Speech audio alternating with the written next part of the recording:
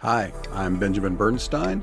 This is the Awaken, Heal, and Thrive podcast, and this is my first Plant Spirit episode.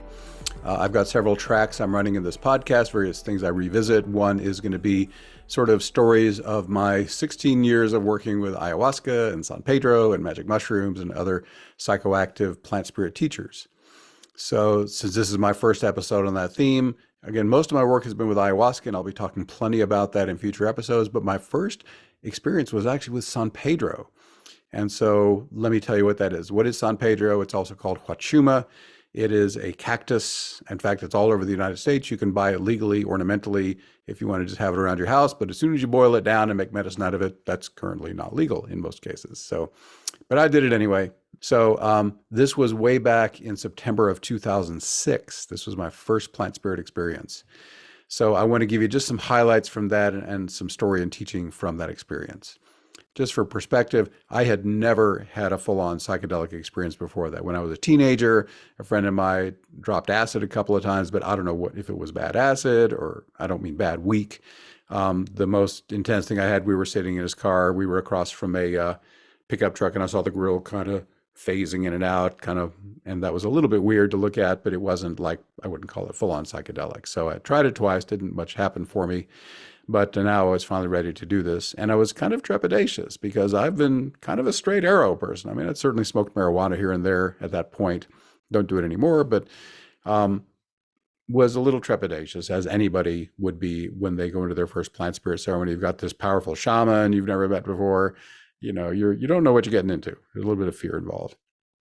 In fact, I remember we had I'm not going to name the shaman for, to conceal identity. That's only fair since it's not legal to do in this country. The way he did it was the traditional way. We started at 10 p.m. at night and we went till dawn. Okay. So early in the ceremony, he had all the new people stand in front of him in a line. There were like maybe 3 or 4 of us. And he finally got to me and I said, I've never done anything shamanic before. And he looked into me and he said, bullshit. And not in this lifetime I hadn't, but apparently he was seeing into my past lives, and apparently I've done this before. And I know that's true now, but I had no clue at the time. So that was his letting me know, okay, this is not your first rodeo here in terms of all your lifetimes. You've done the shamanic thing before. That was a little encouraging, I guess. In getting ready for this episode, I reviewed my notes from that night, and I wrote that it was the most intense night of my life. I won't go into every detail of the ceremony. That would be too much information. But I remember drinking the medicine. It was in a bowl, and it was sweet and flavorful.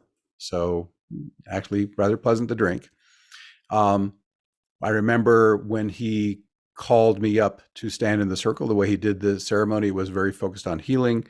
Let me just give a side note here. I've done a number of San Pedro ceremonies over the years, or huachuma, whatever you want to call it. And I've heard other people talk about their experiences and they say, oh, it was so heart opening. There's a mescaline component, which tends to be a heart opening, love enhancing quality typically.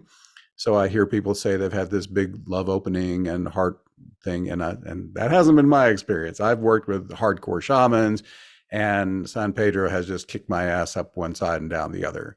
So since I've worked with such intense shamans who were so healing focused, my experiences have been really intense. And this was my introduction to that kind of intensity. So I remember he had each person come in front of his mesa. A mesa is a cloth with, shamanic items on it. And you stand in front, and this shaman, he looked at me, saw with his vision what was up to, and then he starts rattling. Okay, just starts doing his rattle. And I've drunk the medicine already. I'm in the altered state. Let me throw in one thing before this. I had kind of gotten myself comfortable. Okay, I'm going to take a psychedelic medicine. It's a little freaky. I'm a little scared, but I can do this. And I didn't find out till I got to the ceremony. Oh, by the way, you're going to be drinking tobacco tea through your nose. And that for some reason was the most terrifying thing at all. I thought, oh, tobacco is terrible. It kills people. You're going to make me put that poison into my body. Are you killing me? And I've come to understand in the years since that used in a shamanic way, tobacco is a master plant spirit. And I now raise tobacco, it's called singa, or grandfather. And I do it every day at my mesa, both sides, and then an extra on the right toward the end. And it's such a powerful healing medicine. This has nothing to do with all the garbage they put into cigarettes, commercial cigarettes. I don't even smoke now. I just do tobacco tea through my nose, and that's a subject for another episode around that. But I got there and was, shocked with the information. You're going to be drinking tobacco through your nose, and I almost left. I mean, it was almost too much for me. I was already at the edge, just knowing it was going to be psychoactive, but I screwed up my courage and I stayed. So I have drunk the San Pedro. He has me stand up there and raise the tobacco. So I'm doing this thing I'm just terrified of. And that just kind of puts a booster rocket on the altar sail already. And I'm feeling real intense. And he starts rattling just really fast. And for the first time, my perception of energy really amplifies. And I become aware. First, the rattle, each time he rattles, it's like machine gun bullets. It's like, and I feel all these psychic bullets not hitting me, but hitting the area around me. And I become aware, oh my God, I'm just becoming aware there's this dark shroud around me.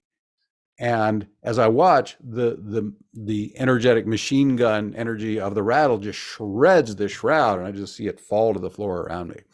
And my God, I didn't even know that thing was there. And so this dark shroud falls away, and I feel, ooh, that feels good. So that was okay. That was intense, but I kind of like it. So good intro to the experience. And he didn't stop there. He had, I don't even know, but a clicky thing. I got a click, click, click, click, and he had him in both hands. He came over and he got behind me, in front of me, click, click, click, click, click, and he was kind of clicking off attachments and heavy energies. I didn't see the specifics of what he was doing, but I felt things getting removed that obviously didn't need to be there.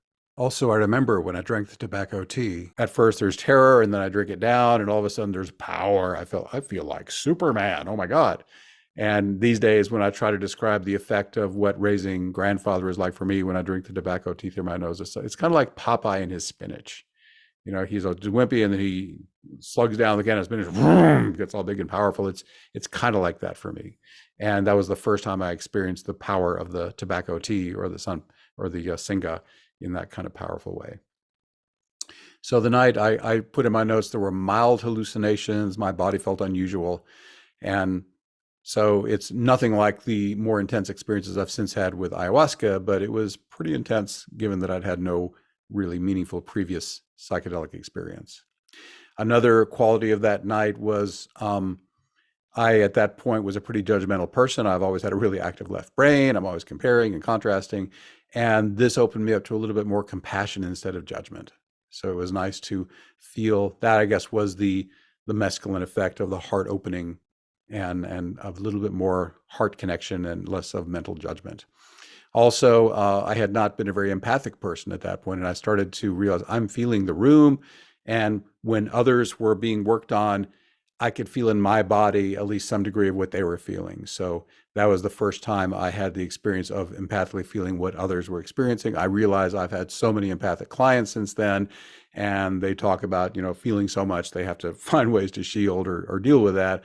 But that had not been my experience, and that night was my introduction to really a greater empathic sensitivity as well. And this was one of these heavy duty shamans. He's in there. I say, how much heavy energy can we clear? In Peru, they call it hucha, heavy energy. And the energy in that room was thick all night. Everyone got up there. He saw their hucha. He would do whatever had to do to clear, and that stuff was just blowing out of the room. It was pretty amazing. In fact, I don't know what he had in mind, but in the San Pedro ceremony, the northwest corner is where all the heavy energy goes out. It's like it flows around the room and out the northwest corner. He put me right there. And there were times it just almost felt too much. I felt nauseous and difficult. And there were times I was wondering, can I even stand this? So maybe because I had been a shaman in previous lives, he saw that and he says, okay, we'll just throw you in the thick of it and see how you do. Again, first time watching a shaman in real life. He blew liquids on things. What shamans do is they'll put a certain liquid in their mouth and they'll blow it out like an aerosol. And he was doing that all over the place.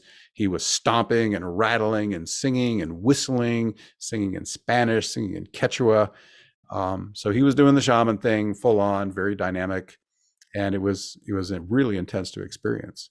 In my altered state, when he would splash liquid, I actually saw the drops like coming alive.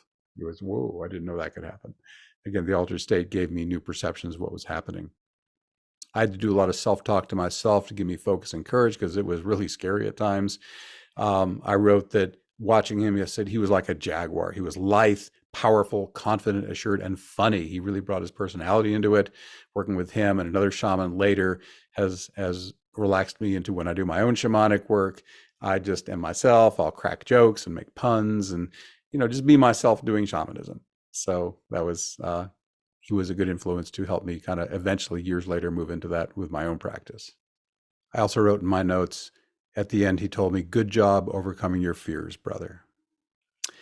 And I then wrote in the notes toward the end, "I want to be a shaman again," referencing his statement that I had been a shaman previously. So that's the main stories from my very first plant spirit thing. By the way, in San Pedro work, that's called a Masada, M-E-S-A-D-A. That's what they call the ceremonies. Okay, so that's that. I hope you enjoyed my plant spirit story. There will be plenty more coming here on the Awaken, Heal, and Thrive podcast. I've got, 16 years worth of ceremonies, and I'll try to regale you with stories from the ones that are the most entertaining and or interesting and that you can learn something from. So thanks for staying with me. Again, I'm Benjamin Bernstein. Again, this is the Awaken, Heal, and Thrive podcast. Please subscribe wherever you're getting this and leave a review if they let reviews come in. And thanks for being with me. I'll be back again next week with more. Thanks again for being here. If you enjoyed this podcast, you might also like my free online mini course. It's called Instant Divine Assistance, your free guide to fast and easy awakening and healing. It'll teach you how to invoke your own embodied awakening and healing and put it all into a simple daily practice. You can also check out my best-selling book that develops these ideas further. It's also called Instant Divine Assistance.